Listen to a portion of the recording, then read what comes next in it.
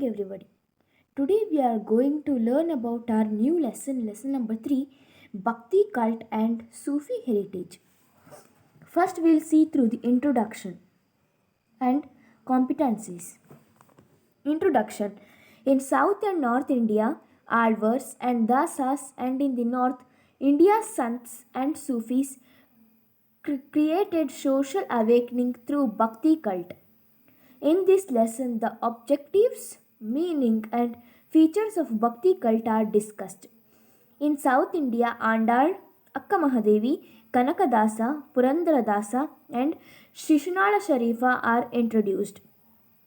Similarly, in North India, Kabir Das, Guru Nanak, Tulsidas, Mirabai, Sri Chaitanya, and Sufi saints are introduced.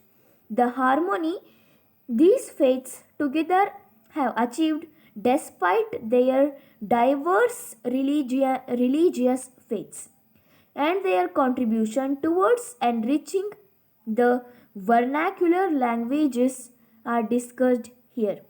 Competencies. Understanding the contributions of Bhakti cult in forging religious harmony, understanding the preachings of dasas and saints, understanding and appreciating the unique philosophy of Sufis. Now we shall go with the lesson. Indian society. Indian society is inclusive of many creatures.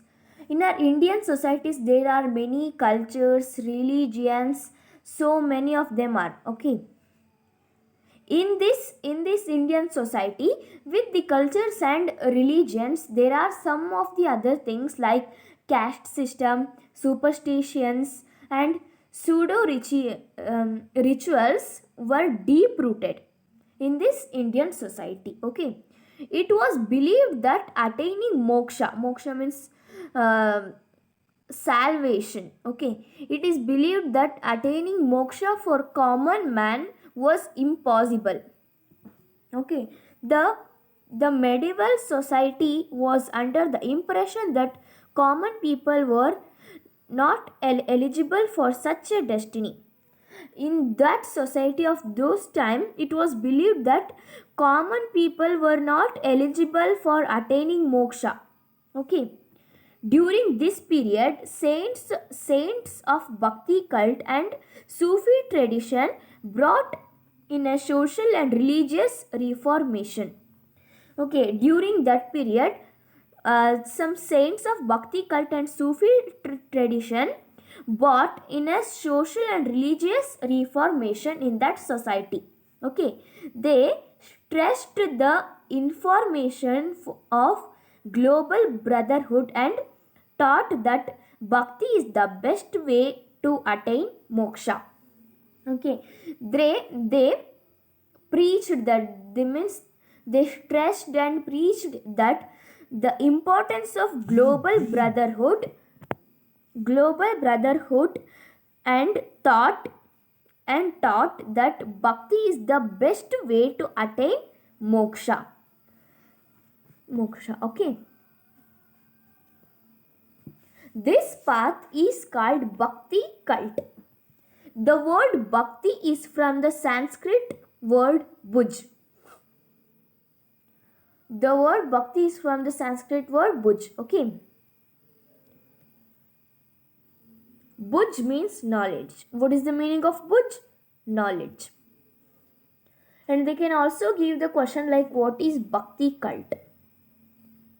And you should write the answer that saints of Bhakti cult and Sufi tradition brought in a social and religious reformation. They stressed the importance of global brotherhood and taught that bhakti is the best way to attain moksha. This path is called Bhakti cult. You should write this answer. Okay, now we shall learn about the gist of Bhakti cult. First one, Bhakti cult condemned discrimination. It preached equality.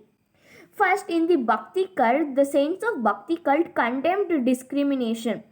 means they did not discriminate anybody according to their religion, caste and everything, and etc etc. And also they preached equality. Okay. And the second one, the saints of Bhakti cult opposed and condemned superstitious practices. Okay. ಅಂದರೆ ಅಪನಂಬಿಕೆಗಳು ಅಂತ ಹೇಳ್ತೀವಲ್ಲ ಅದು. Okay, now they undertook the task of uniting the hearts of people. They also undertook the task of uniting the hearts of the people. And fourth one, according to the Sufi saints, dharma is love. Okay. According to them, dharma means love and service to mankind. Okay. And they also preached God is one, not many. Now we shall learn about some Bhakti heritage. We shall learn about some Bhakti reformers in South India. Bhakti heritage of South India. Okay.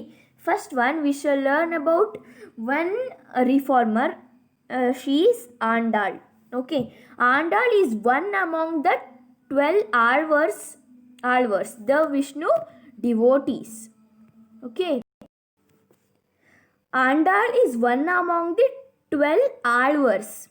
Alvars means nothing but they also tried to bring religious harmony between the people. Alvars means also the Vishnu devotees of Tamil Nadu. Okay. She was an adopted daughter of Vishnu Chitta. Okay.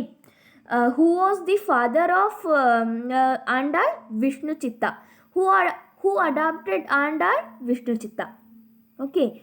Vishnu Chitta was also an alvar. Okay. He was also called Periyalvar. Okay. Periyalvar. Vishnu Chitta is also known as Periyalvar. Andal's original name was Goda Devi. Okay.